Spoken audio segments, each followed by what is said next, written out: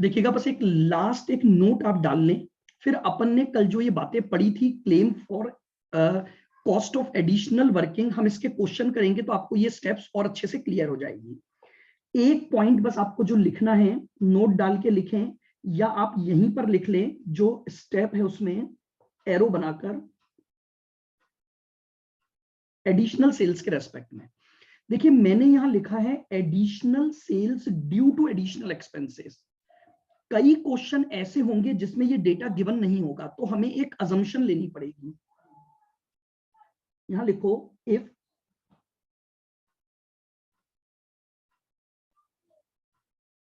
additional sales are not given,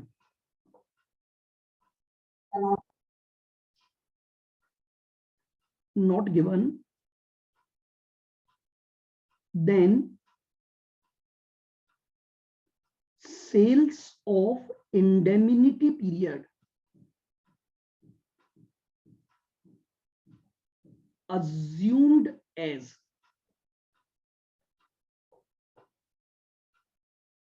additional sales, ये एक assumption हमें लेनी पड़ेगी।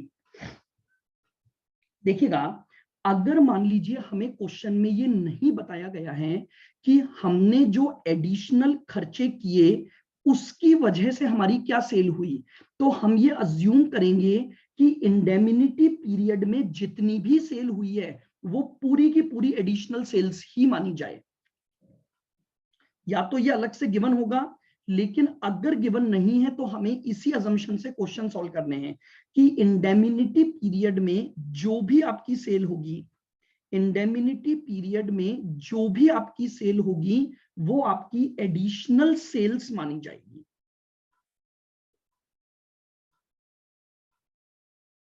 आ जाइए, अब हम जरा इन बातों को करते हैं अपने स्कैनर वगैरह के क्वेश्चन से। तो आइएगा, सबसे पहले आप निकालेंगे क्वेश्चन नंबर 23 जून 2014 का क्वेश्चन है।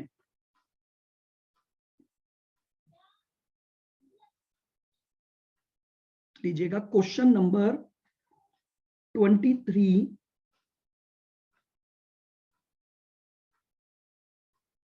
सीएमए जून 2014। बिल्कुल आराम से बस हमें स्टेप्स फॉलो करना है, बिल्कुल कोई इसमें कॉम्प्लिकेटेड पॉइंट नहीं है, केवल एक वो एडिशनल क्लेम के 3 पॉइंट आपको समझने हैं बस। आओ सबसे पहले अपन पढ़ लेते हैं और साथ साथ में स्टेप्स लगाते चलेंगे। From the following information calculate a consequential loss claim, यानी प्रॉफिट क्लेम हमें निकालना है। हमारा फाइनेंशियल ईयर 31 मार्च को एंड होता है, आग लगी है 1 दिसंबर को, हमारा एक्चुअल डिस्ट्रप्शन पीरियड रहा है 1 दिसंबर से 31 मार्च को, और इंडेमिनिटी पीरियड जो हमारी दे रखा है वो हमें दे रखा है 6 महीने। बताइए, मेरे पास इंडेमिनिटी पीरियड 6 मंथ है, लेकिन जो एक्चुअल डिसलोकेशन पीरियड है वो दिसंबर से मार्च है, यानी कितने महीने हो गए दिसंबर से मार्च, बताइए। तो आइए सबसे पहले मैं देखूंगा period of indemnity.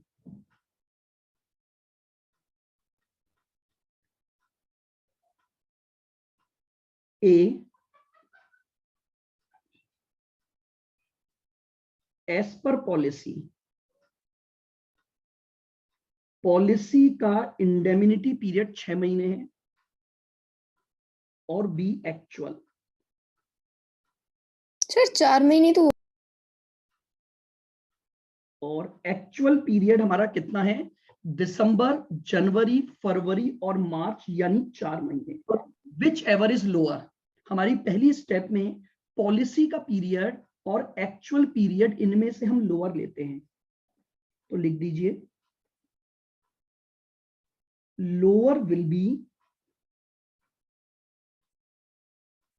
The indemnity period, lower will be the indemnity period.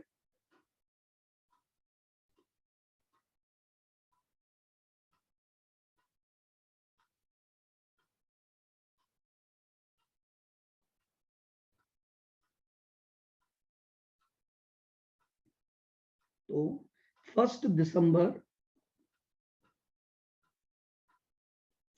दिसंबर से मार्च, ये लीजिए मैंने सबसे पहली स्टेप लगा दी, पॉलिसी का पीरियड और actual period which ever is lower. अब मुझे चाहिए शॉर्ट सेल्स। आ जाओ, सबसे पहले शॉर्ट सेल्स निकालने में मुझे सबसे पहले चाहिए स्टैंडर्ड सेल्स। सबसे पहले मुझे क्या चाहिए? Standard cells.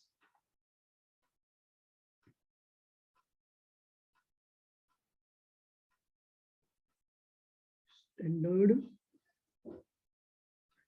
सेल्स यानी 1 दिसंबर से 31 मार्च ऑफ प्रीवियस ईयर।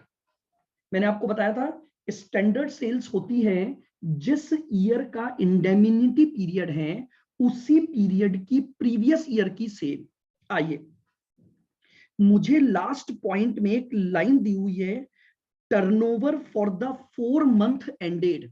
आपको हर 4-4 महीने का ब्लॉक बनाकर दिया है, तो मेरा ब्लॉक कौन सा है?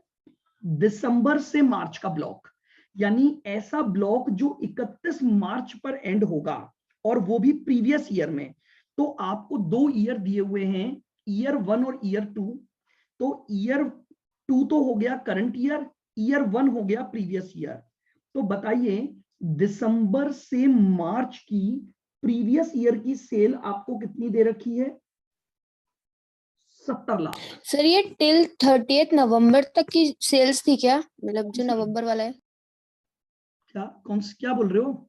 सर ये जो 3 कॉलम गिवन है ना डेट वाइज सेल्स हाँ, के, ये गिवन तो है। ये पहला हाँ गिवन है ऐसे 4 महीने जो जुलाई पर खत्म होंगे, यानी अप्रैल, मई, जून और जुलाई। पहली सेल इन 4 महीने की है। अगली सेल है वो 4 महीने जो नवंबर में खत्म होंगे। तो वो कौन कौन से हो गए? अगस्त, सितंबर, अक्टूबर और नवंबर। फिर अगला कॉलम गिवन है वो 4 महीने जो मार्च में खत्म होंगे, यानी दिसंबर, जनवरी, फरवरी और मार्च। ठीक है सर। तो मुझे चाहिए दिसंबर से मार्च की, तो लास्ट वाला कॉलम काम में आएगा मेरा। और उसमें भी 2 दी हुई हैं, करंट ईयर और प्रीवियस ईयर, तो मुझे प्रीवियस ईयर की लेनी है। आइए, क्या कोई टर्नओवर में इंक्रीज या डिक्रीज की बातें बोली हुई है? बिल्कुल। हाँ सर। आपको 11th पॉइंट के ए पार्ट में बोला है इंक्रीज 20%। हो जाएगा 20% से। प्लस करूंगा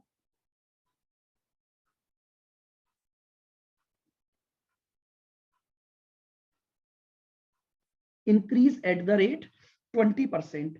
तो यानी 14 लाख से मेरी सेल इंक्रीज हो गई।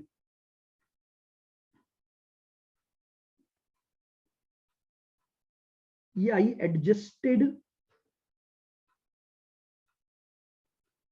स्टैंडर्ड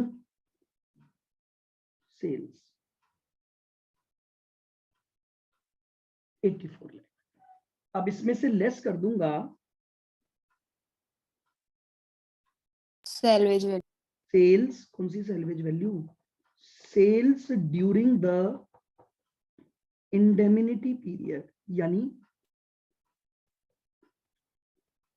1 दिसंबर से लेकर 20 lakh. 31 March of current year, यानी ईयर 2। तो वो आपको दी हुई है 20 लाख। वो आपको दी हुई है 20 लाख। तो इसका मतलब मेरे पास मेरी स्टेप 2 आ गई, शॉर्ट सेल्स।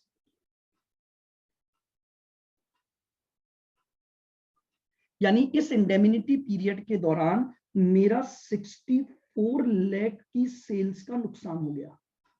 लीजिए, ये मेरे पास स्टेप नंबर 2 आ गई।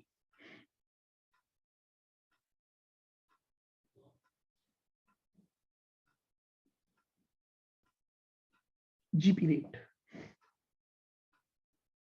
अब मैं आगे बढ़ूंगा, और रेट ऑफ प्रॉफिट निकालूंगा, जिसको हम बेसिकली जीपी रेट भी बोलते हैं। इसका हमारा एक फॉर्मूला था, क्या फॉर्मूला था? Net profit of previous financial year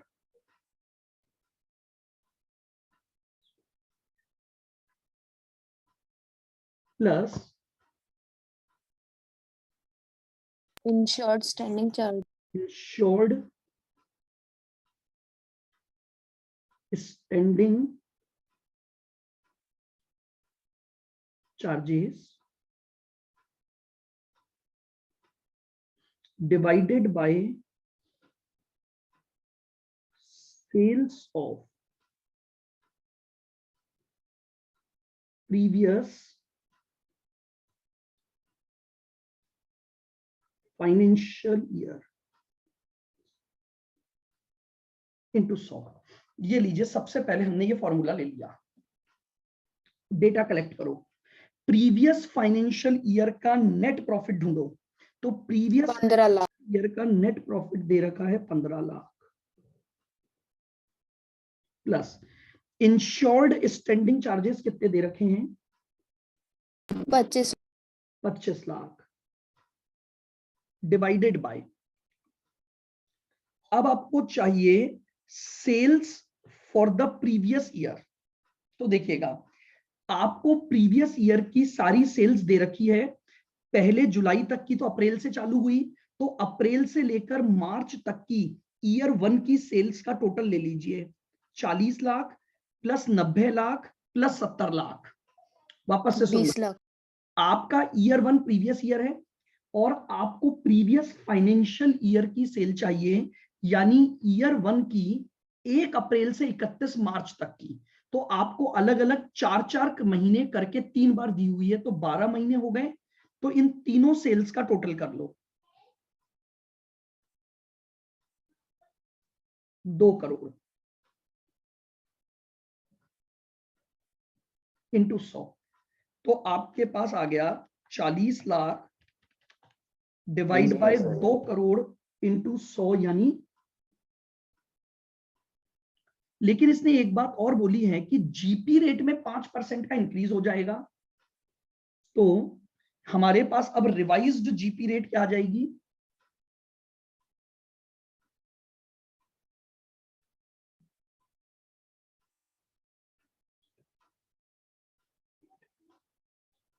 बीस प्लस 5, ये हमारे पास स्टेप नंबर 3 आ गई, जीपी रेट। हमने 20% तो रेट निकाल ली, फिर उसने बोला है कि आपने एग्री किया है कि 5% का इंक्रीज होगा। सर इसमें जैसे स्टैंडर्ड और एनुअल दे रखा है टर्नओवर के अंदर, तो उसका क्या है फिर? तो हम 2 सेल लेते हैं ना, स्टैंडर्ड और एनुअल। स्टेप नंबर 2 में तो स्टैंडर्ड सेल लेते हो और स्टेप नंबर 5 में आप एनुअल सेल लेते हो, तो दोनों में 20% का इंक्रीज है। ओके। चलिएगा, पॉइंट नंबर 4 हमारे पास है लॉस ऑफ प्रॉफिट।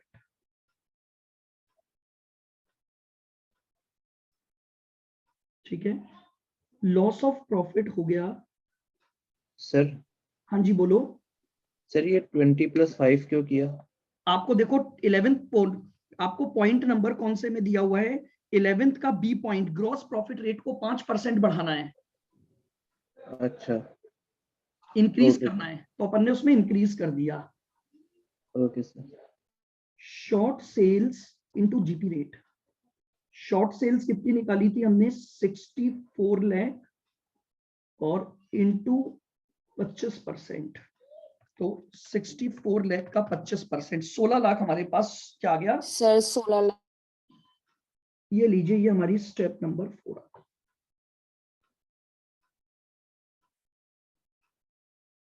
अब हमें क्या निकालनी है?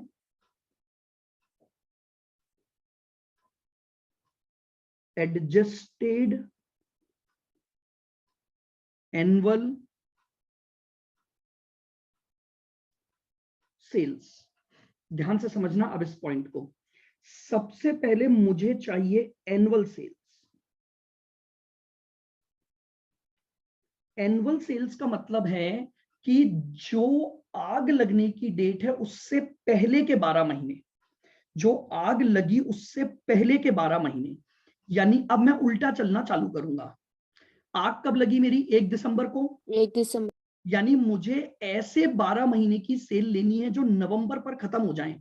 तो देखो, सबसे पहले मैं उल्टा अगर चलूंगा तो मेरे पास 4 महीने की सेल तो दे रखी है 1,10,00,000 रुपए। बिल्कुल उल्टे चलते जाओ 12 हाँ महीने, सर। फिर 1,10,00,000 से और उल्टे 4 महीने जाओगे तो जुलाई वाले 4 महीने की सेल है 60 लाख। फिर उसके और ऊपर जाओगे तो पिछले साल की 4 महीने की सेल आ जाएगी 70 लाख। ये 3 सेल्स जुड़ जाएंगी तो 12 महीने बन गए। सर ये ऊपर वाला क्यों लिया 70? अरे तो 12 महीने गिनो ना, 12 महीने कहां से कहां तक होंगे। अगर मुझे ये बताओ, आग लगी है, सुनो ध्यान से, आग लगी है इस साल 1 दिसंबर को, अब मुझे बताओ 12 महीने कहां से कहां तक होंगे। तो 12 महीने अब यही तो बोलोगे, सर ध्यान से सुनना, कि प्रीवियस ईयर के, लाइन से सुनो, ऐसे 12 महीने चाहिए जो मेरे 30 नवंबर को खत्म हो जाएं। यानी प्रीवियस ईयर के 1 दिसंबर से करंट ईयर के 1 दिसंबर तक। 30 नवंबर तक, यही तो पीरियड आएगा आपका 12 महीने का। हाँ अब सबसे पहले करंट ईयर देखो, ये 12 महीने हो गए। अब आप देख लो, तो प्रीवियस ईयर का दिसंबर से लेकर मार्च तक दिया हुआ है 70 लाख। हाँ सर। प्रीवियस ईयर के 1 दिसंबर से मार्च का 70। फिर आ जाओ अब करंट ईयर पर। 60 लाख। फिर 1 अप्रैल से 31 जुलाई तक का दे रखा है 60 लाख, तो मैं जुलाई तक पहुंच गया। और फिर अगस्त से नवंबर तक का दे रखा है 1,10,00,000। मैंने आपको यही कहा था, इसमें स्टेप्स बहुत आसान है, बस आपको डेट टू डेट चलते हुए सारी वैल्यू ढूंढनी पड़ेगी। सब कुछ क्वेश्चन में गिवन होता है। तो बताओ ये टोटल कितना हो गया? 2,40,00,000। इसमें प्लस कर दो इंक्रीज, एट द रेट, कितना इंक्रीज बोला था इसने? 20%। तो 48 लाख आपका इंक्रीज हो जाएगा। बताइए टोटल कितना आ गया?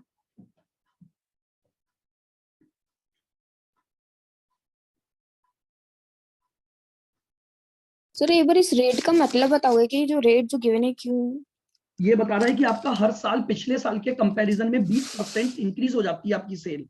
तो अगर पिछले 12 महीने में ये हुई थी तो इस बार सेल्स बढ़ती भी तो सही। जब मेरे आग लगी, अगर आग ना लगती तो मेरी सेल्स 48 लाख से बढ़ जाती।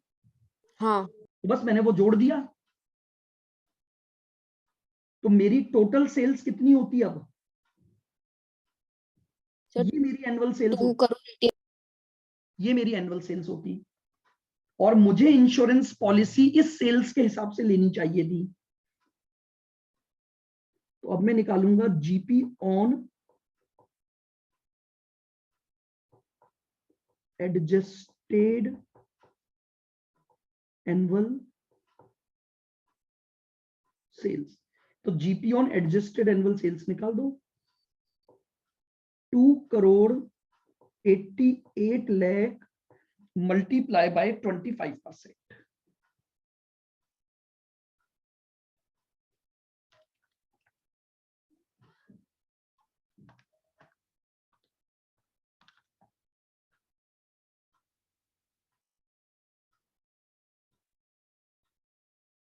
ये लीजिए, इससे मुझे पता लगेगा कि एवरेज क्लॉज लगेगा या नहीं लगेगा। तो मुझे क्लियरली पता लग रहा है पॉलिसी अमाउंट मेरा केवल 50 लाख है और मेरा GP on adjusted annual sales आया 72। लेकिन अब मुझे ये चेक करना है क्या एडिशनल कॉस्ट ऑफ वर्किंग या इंक्रीज्ड कॉस्ट ऑफ वर्किंग की बातें दी हुई हैं क्या? बिल्कुल बिल्कुल बिल्कुल, उसने दे रखा है। देखो पॉइंट नंबर 8 में, increase in cost of working. तो अब मेरे पास जो स्टेप लगेगी वो इसका क्लेम लगेगा। सर ये एनुअल सेल्स और ये ऊपर वाली शॉर्ट सेल्स में फर्क क्या है? अरे ये बताया था मैंने रिद्धि कि शॉर्ट सेल तो वो है जिसके प्रॉफिट का मुझे क्लेम मिलेगा, और एनुअल सेल्स पर निकाल रहा हूं ये देखने के लिए कि क्या पॉलिसी पूरी ली हुई है या नहीं ली हुई है, ताकि एवरेज क्लॉज का पता लगता है मुझे। ठीक है सर। क्लेम फॉर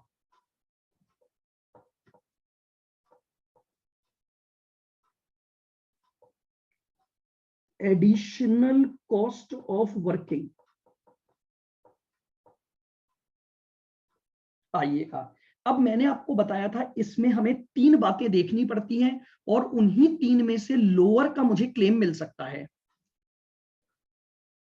आओ पहले मैं ए पॉइंट निकालता हूं। ए पॉइंट था actual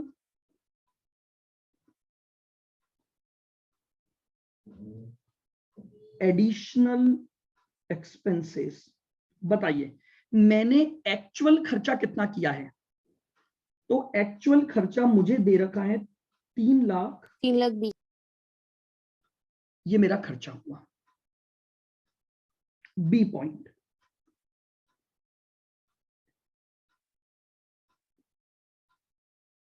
additional sales due to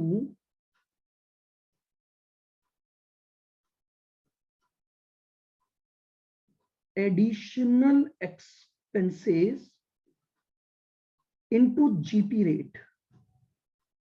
सुनना, उसने क्वेश्चन में बोला हमने जब ये खर्चा किया तो हमने 8 लाख का नुकसान होने से बचा लिया। इसका मतलब ये हुआ अगर मैं ये 3,20,000 रुपए खर्च न करता तो मेरी 8 लाख की सेल्स का नुकसान होता। बोलो क्या ये बात समझ आई? उसने बहुत क्लियरली एक लाइन दी है, रिड्यूस्ड टर्नओवर अवॉइडेड, यानी हमने टर्नओवर को रिड्यूस होने से बचाया ये 3,20,000 रुपए खर्च करके। तो यानी इसका मतलब अगर ये 3,20 खर्च न करता तो 8 लाख की सेल्स का नुकसान हो जाता। तो सेल्स का नुकसान होता 8 लाख और उस पर जीपी रेट लगती मेरी 25%, तो मेरा मैक्सिमम नुकसान आता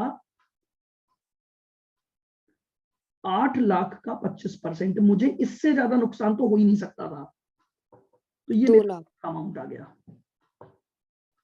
अब मुझे ये चेक करना है क्या मेरे ऊपर प्रोपोर्शनेट क्लेम लग रहा है क्या। तो देखो मैंने बोला प्रोपोर्शनेट क्लेम कैसे चेक करूंगा।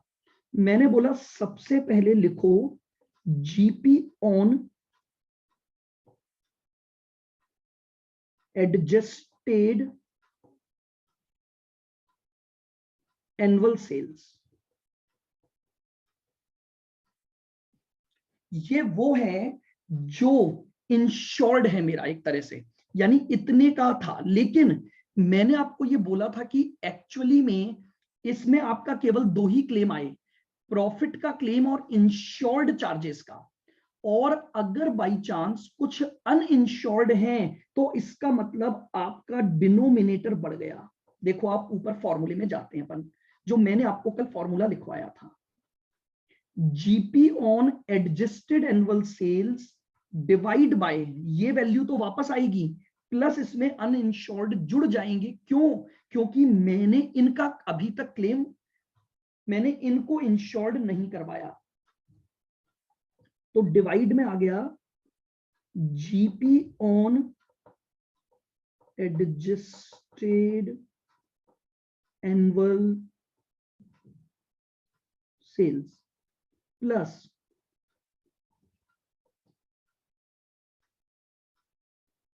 Uninsured standing charges.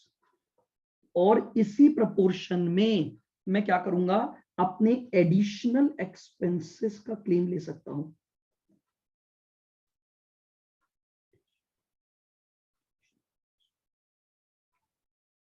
बताइए मेरे पास GP on adjusted annual sales कितना आया था?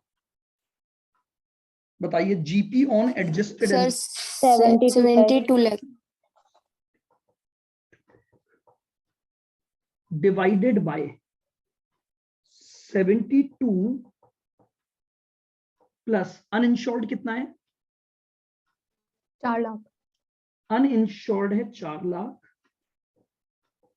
इंटू 3/20 का मेरा एडिशनल खर्चा। निकालिए कितना अमाउंट आया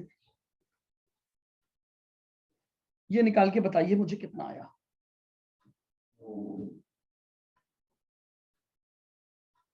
बोलिए। 303,157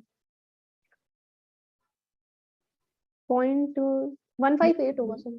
303,158 158 72 डिवाइड बाय 76 और मल्टीप्लाई बाय 3/20 303,158।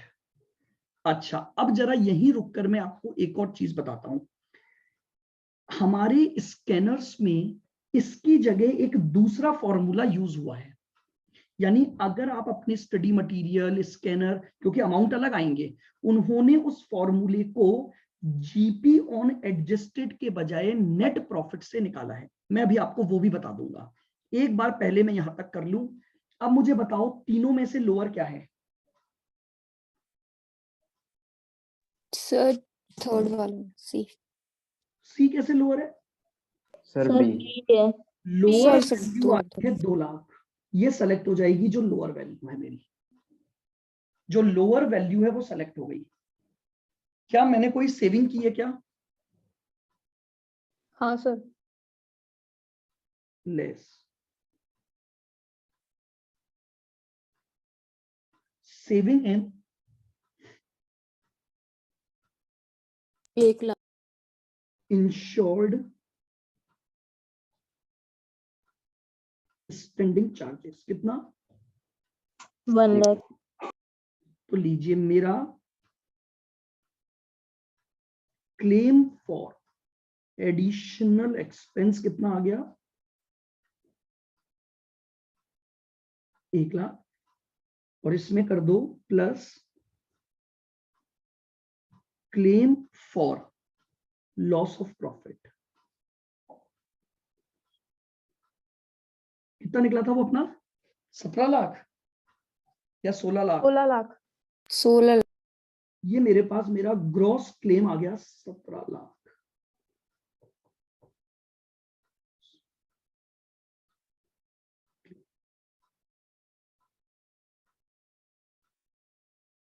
ये है मेरी स्टेप नंबर 7, जिसमें इंक्रीज्ड कॉस्ट ऑफ वर्किंग के होने की वजह से एक क्लेम का अमाउंट बढ़ गया और वो मैंने आपके पास इस तरह से उसको ले लिया। अब मेरे पास ये आ चुका है। मुझे क्वेश्चन में ये पता लग चुका है कि एवरेज क्लॉस तो लगेगा ही लगेगा मेरा। क्यों? क्योंकि 72 लाख का GP on adjusted annual sales था, लेकिन मैंने पॉलिसी केवल 50 लाख की ली हुई है। तो इसका मतलब क्या एवरेज क्लॉस लगेगा? बताओ। तो लीजिए यस सर। स्टेप नंबर 8 में अपन क्लेम अमाउंट निकाल लेंगे।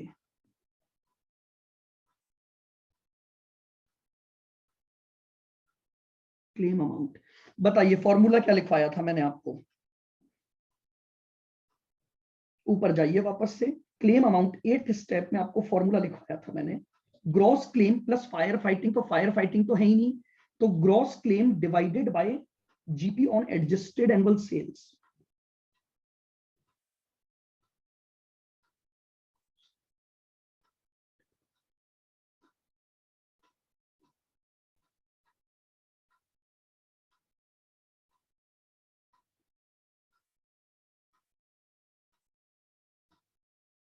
Into policy amount. तो ग्रॉस क्लेम कितना आया मेरा? 17 lakh. Divide by GP on adjusted annual sales कितना था? 70 और 50। ये मेरे पास क्लेम का अमाउंट आ जाएगा। 17 डिवाइडेड बाय 72 इंटू 50 लाख 118,0556 11,80,000। ये मेरा क्लेम अमाउंट आ गया। ये मेरा आंसर हो गया कि मेरा क्लेम अमाउंट आएगा 1180556।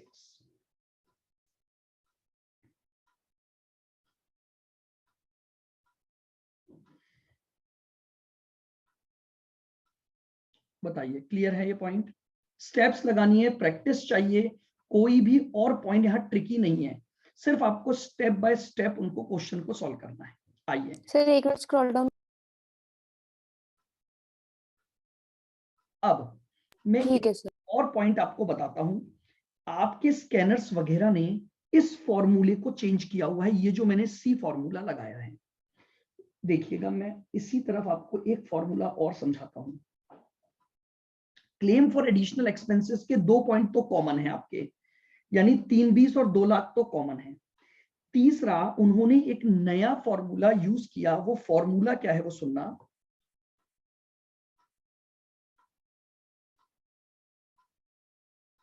Net profit plus insured standing charges.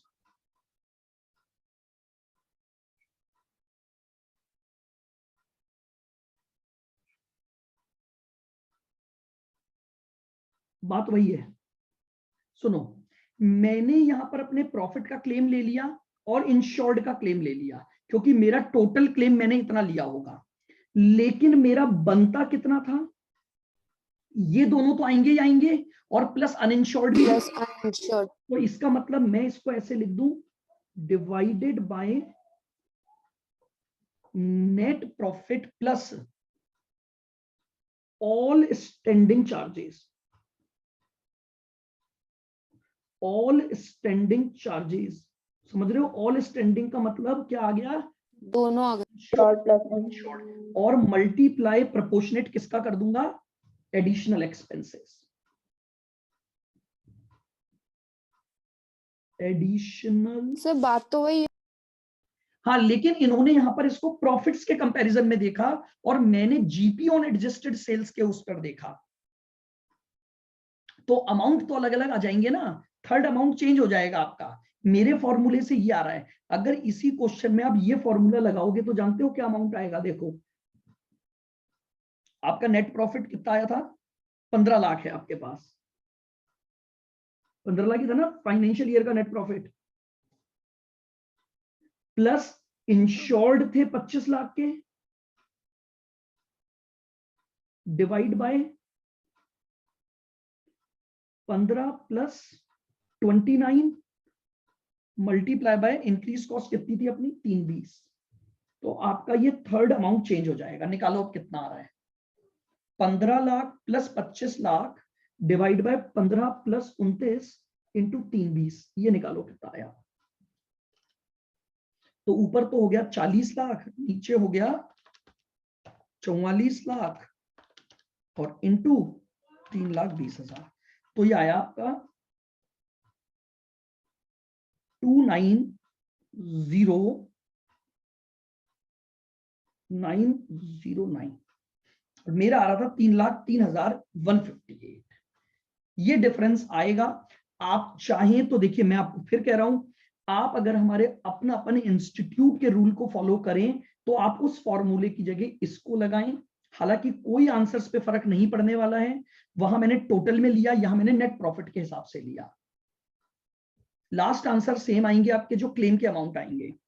लेकिन फिर भी अगर आपको लगता है कि नहीं हम जरा इसी को फॉलो करें, तो आप अपनी जो स्टेप नंबर 7 है उसके थर्ड फॉर्मूले में ये फॉर्मूला अप्लाई कर सकते हैं। ये भी प्रोपोर्शनेटी बता रहा है कि सर दोनों में से कौन सा करें फिर फाइनल? ऐसा भी कर सकते हो, मैंने आपको फ्री छोड़ दिया, आंसर सेम आएगा। लास्ट आंसर, क्लेम अमाउंट में अंतर नहीं आएगा। अब मैं ये बोल रहा हूं कि अगर आप जैसे ये फॉलो कर रहे हैं कि भाई हमारे स्कैनर में यही दिया हुआ है तो हम इसी को फॉलो कर लें, और आप चाहें एक जनरल, क्योंकि जब आप जैसे मान लीजिए बीकॉम फर्स्ट ईयर पढ़ेंगे तो वहां पर यही फॉर्मूला दिया हुआ है जो मैंने आपको पहले लिखवाया था, क्योंकि ये एक स्टैंडर्ड फॉर्मूला है जो हर जगह अप्लाई हो जाता है। और यहां पर इन्होंने आपके स्कैनर के क्वेश्चन सॉल्व करते समय इस फॉर्मूले को यूज किया है, बस और कुछ नहीं है। दोनों भी याद रख सकते हैं आप, ऐसी कोई बात नहीं है, क्योंकि जब आप अगर बीकॉम का एग्जाम दे रहे होंगे तब तो आपको वही लगाना पड़ेगा जो बीकॉम की बुक्स में वो ये है। हाँ, जब आप सीएमए के एग्जाम दे रहे हैं तो आप अपने फॉर्मूले को चेंज कर सकते हैं और फॉर्मूला इसकी जगह वो यूज कर सकते हैं, कोई दिक्कत नहीं है। और अगर ये भी यूज करेंगे तो मार्क्स पर कोई फर्क नहीं पड़ने वाला है आपके। तो मैंने आपको दोनों इसलिए बता दिए क्योंकि कल को क्या होता है, मान लो हम कहीं से भी कोई क्वेश्चन देख रहे हैं और क्वेश्चन में क्या हुआ, हमने अपना आंसर निकाला, उन्होंने इससे दे रखा होगा, तो बोले ये कौन सी चीज आ गई, तो कंफ्यूज हो जाते हैं हम। तो कंफ्यूज नहीं होना है। ये क्या हो गया, बहुत ज्यादा बार आगे गई, सही। तो मेरा कहने का मतलब ये है, एडिशनल क्लेम के लिए आप उसको भी काम में ले सकते हैं और इसको भी काम में ले सकते हैं। आप फ्री हैं, आपको जो करना है, मुझे कोई दिक्कत नहीं है। हाँ, लेकिन जैसे मान लीजिए आप ये चाहते हैं कि भाई हम जब स्कैनर मॉड्यूल के क्वेश्चन से आंसर मैच करें, तो आप अपना रूल बना लो, आप हर क्वेश्चन में ये फॉर्मूला लगा दो, कोई इश्यू नहीं है मुझे। मैं इस फॉर्मूले से करवा दूंगा आपको आगे के क्वेश्चन, कोई दिक्कत नहीं है। इस फॉर्मूले से भी हम कर सकते हैं, कोई इश्यू नहीं है हमारे पास। तो ये हमारे पास एडिशनल एक्सपेंसेस मतलब वर्किंग को लेते हुए ये कॉस्ट। आप देख लीजिए, प्रॉपरली हमें केवल और केवल स्टेप्स फॉलो करनी है और कुछ नहीं करना है। और इस तरह से हमारे पास 8 स्टेप में, मैं फिर कह रहा हूं, कोई कॉम्प्लिकेशन लॉस ऑफ प्रॉफिट में नहीं आती, इसमें कोई एडजस्टमेंट ही नहीं आ सकता। सिर्फ और सिर्फ इसमें डेट का ध्यान रखना है, कहां से कहां तक की सेल्स, और वो भी डेट का ध्यान दो ही जगह रखना है, एक स्टैंडर्ड सेल्स में और एक एनुअल सेल्स में। स्टैंडर्ड सेल्स आपको उठानी है जो आपका इंडेमिनिटी पीरियड है उसी की प्रीवियस ईयर की सेल, उसी पीरियड की। और जब आप एनुअल सेल्स निकालोगे तो एनुअल सेल्स का मतलब होगा जब आग लगी उससे पहले के 12 महीने की सेल। जो दिक्कत आनी है बस वो इस सेल्स को ढूंढने में आनी है। बाकी लॉस ऑफ स्टॉक पॉलिसी में तो फिर भी हमने 6-7 एडजस्टमेंट पढ़े, यहां पर सारा डेटा क्वेश्चन में गिवन होता है, कोई चीज यहां पर हिडन नहीं होगी। आपको सारी चीजें, आप देख लो, अभी आपने ये क्वेश्चन किया, हर एक वैल्यू यहां पर दी हुई थी, बस आपको दो ही जगह थोड़ा सोचना पड़ा, एक स्टैंडर्ड सेल्स पर और एक एनुअल सेल्स पर। तो उसको आप डेट वाइज लिखोगे तो आपको वो प्रैक्टिस करते करते वो चीज भी आ जाएगी। सर एक बार स्क्रॉल डाउन करना। हाँ बिल्कुल, ये लो।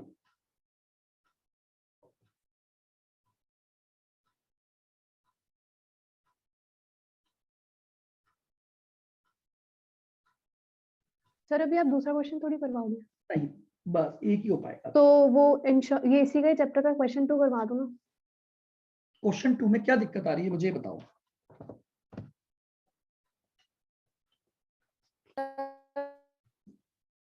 एडजस्टमेंट समझ में, उसमें समझ नहीं आ रहा है। डैमेज गुड का कुछ है सर वो। सर इसमें आप बस यही बोल रहे हो ना कि लॉस ऑफ प्रॉफिट वाली पॉलिसी में कोई सा भी एडजस्टमेंट नहीं आएगा, सिर्फ ये स्टेप्स लगाने।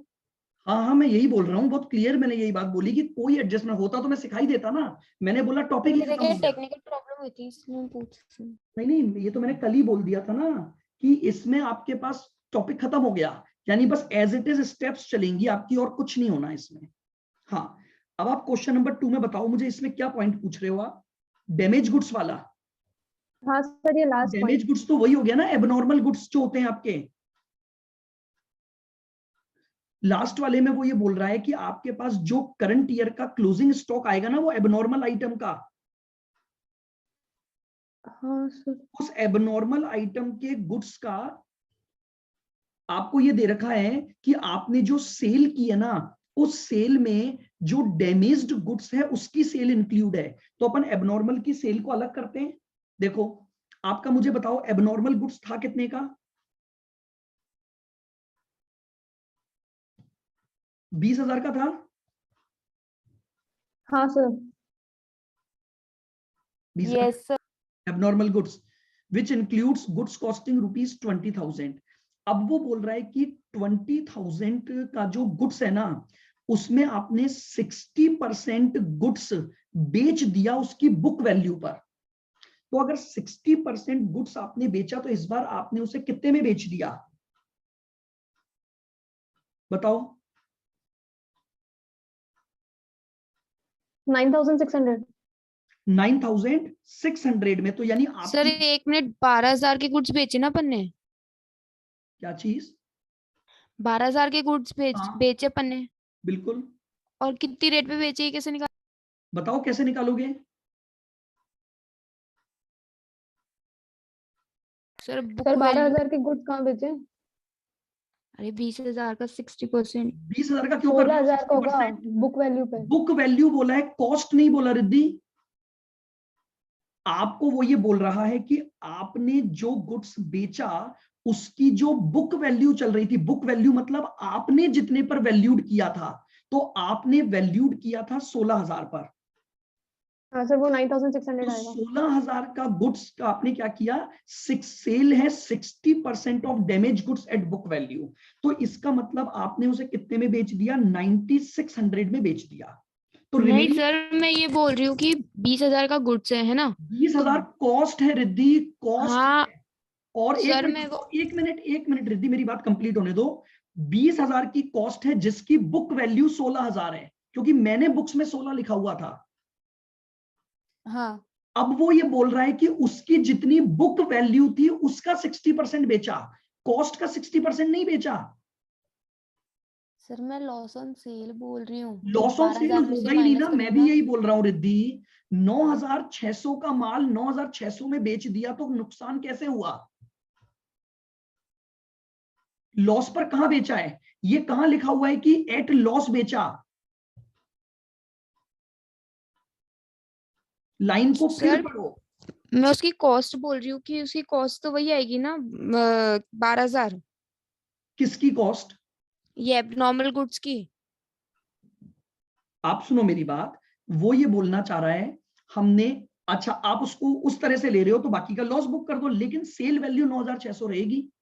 हाँ मैं वही तो बोल रही हूँ, लॉस ऑन सेल तो 2400 ही आएगा ना। वो लिख दो आप 2400, वो कोई दिक्कत नहीं है, आप लिखना चाहो तो। वो तो आप जब अकाउंट बनाओगे उसमें लिखोगे ना वो तो।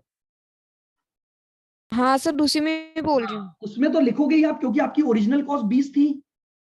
ठीक है। हाँ अब उसमें से 60,000 वाला बेचा, लेकिन बेचा जो है ना वो उसकी बुक वैल्यू के 60% पर बेचा है आपने। तो 9,600 का बेच दिया, और 60% वाले गुड्स की ओरिजिनल कॉस्ट बनती थी 12,000, तो 12,000 का 9 वो लॉस आ जाएगा, और रिमेनिंग गुड्स की वैल्यू आ जाएगी आपके पास। हाँ सर। बस निकल जाएगा इससे। सर मेमोरेंडम में बनेंगे ना वो कॉल मिनार वाला? हाँ बिल्कुल, क्योंकि ये सब करंट ईयर में हुआ है ना, उसकी सेल करंट ईयर में हुई है, तो जो मेमोरेंडम ट्रेडिंग बनाओगे वो कॉलम फॉर्म में बनेगा आपका। अब करके देखना, नहीं तो फिर बताना मुझे। आंसर लिखवाया था कि मैंने इसका? हाँ सर हाँ लिखवाया सर था। लिखवाया था। ठीक है, अब करके देखना इसको। ओके।